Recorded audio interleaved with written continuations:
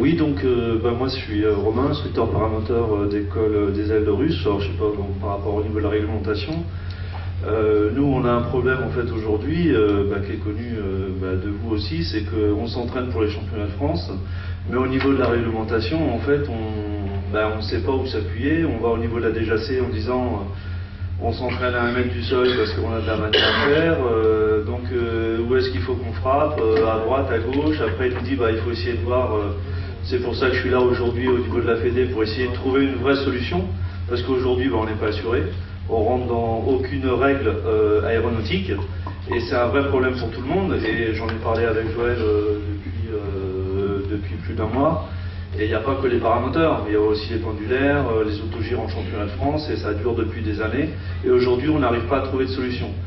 Moi, aujourd'hui, je rebondis aussi là-dessus, parce que tout le monde le sait, tous les instructeurs, il y a plusieurs ici instructeurs paramoteurs, on travaille tous comme ça, on dit rien à personne. Quand on appelle la DGAC, ils nous disent mais vous voulez qu'on vous fasse une autorisation, pourquoi? On n'a pas de réglementation, qu'est-ce que vous voulez qu'on vous signe? Si on arrive à vous faire un papier, ça va durer 1 mois ou 2, mais après ça va tomber à l'eau, donc il n'y a pas de vraie solution par rapport à ça. Aujourd'hui, nous, comme plusieurs bases, on a eu des problèmes de bruit, donc on a réduit nos couloirs aériens, on a sécurisé en fait des zones pour élargir ces zones-là, pour pas gêner les gens qui sont autour de nous, en chassant que la première maison elle est à 1 km 200. Donc on a fait ce qu'il y avait à faire, on a mis 600 prospections dans les boîtes aux lettres en disant voilà les normes qu'on prend. La femme aujourd'hui qui a lancé ces dossiers-là à la DGAC, à la mairie en fait aux alentours de notre base, c'est une avocate. Donc en fait elle a dit aujourd'hui, alors je vais pas tout vous citer, mais elle a fait un dossier de 6 ou 7 mois, et elle a dit voilà, elle a été chercher toutes les règles aéronautiques. Et elle a dit mais attendez, hormis le décollage et l'atterrissage c'est 500 pieds, qu'est-ce que vous faites à ras du sol à vous entraîner sur votre terrain, qu'est-ce que vous faites ici, bon. Voilà, donc aujourd'hui nous j'ai encore des gens qui s'entraînent soit en biplace, soit en solo pour les championnats de France, et on est toujours en train de s'entraîner sans aucune réglementation. Donc moi j'ai appelé la DGAC encore, ils m'ont dit écoutez, s'il y a un problème, vous me les donnez, et puis on va leur dire que oui, mais tant que vous les dérangez pas au niveau du bruit, vous avez le droit de vous... Non, on n'a pas le droit, parce que hormis 40 mètres en altitude, on peut plus faire de passage à ras du sol. Donc ma question aujourd'hui, c'est de savoir comment on peut faire pour avancer. Voilà. Bon, longue intervention pour réponse très courte. On est en train de travailler dessus, et je ne peux pas inventer des réponses que j'ai pas aujourd'hui. Donc Joël est derrière toi, tu sais très bien, on est en train de travailler dessus. Et j'ai pas d'autres réponses à te donner.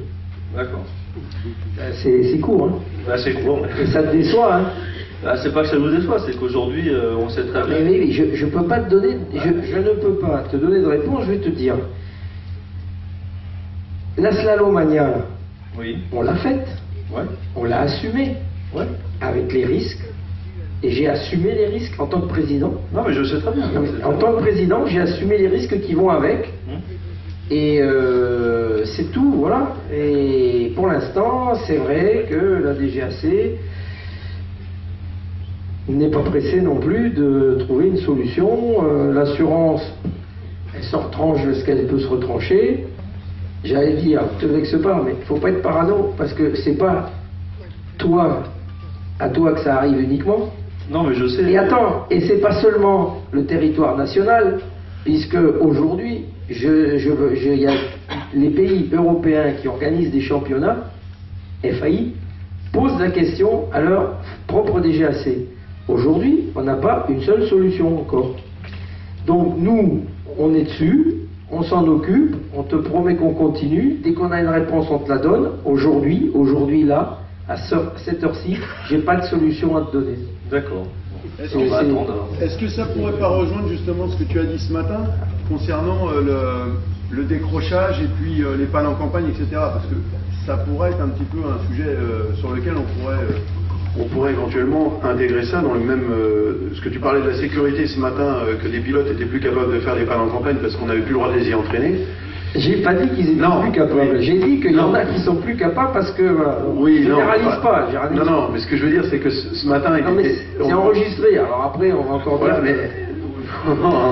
Mais ce que je veux dire là, c'est pas pour vous prendre en défaut, mais c'est est-ce que ça peut pas rejoindre par rapport à la sécurité dont on a parlé ce matin, c'est que tout simplement une panne en campagne, ça peut être assimilé à un vol rasant, et qu'effectivement tout ça, ça peut se mettre un peu dans le même et que l'assurance peut difficilement, désolé, mais argumenter le fait que l'histoire de la compétition est très complexe. Il y a en plus les pilotes étrangers, les brevets étrangers, etc.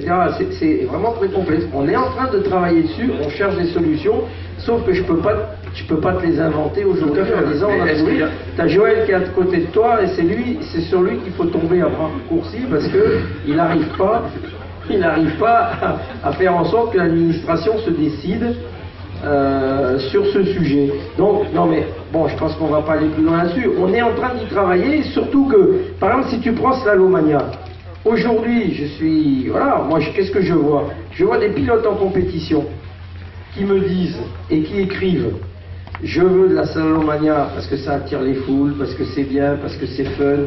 Non mais, c'est très bien, c'est du spectacle et tout, mais moi je suis totalement pour. Et après, tu as ceux qui disent, mais nous, on veut faire de la compétition, mais c'est très utile de faire de l'économie, de la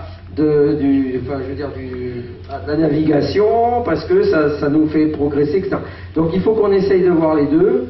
Il y a l'histoire, il a raison, Joël, ce matin, il disait, partout, dans le monde entier, on fait des épreuves d'économie, avec moteur coupé, tout ce que tu veux et tout, avec pas de réserve d'essence, puisque tu dois arriver avec 2 gouttes.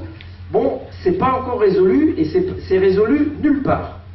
Donc c'est pas une, je finis là-dessus, c'est pas une raison pour ne rien faire. Je te dis, on étudie avec la DGAC et on essaye de leur faire prendre des positions. Pour l'instant, on n'en a pas aujourd'hui.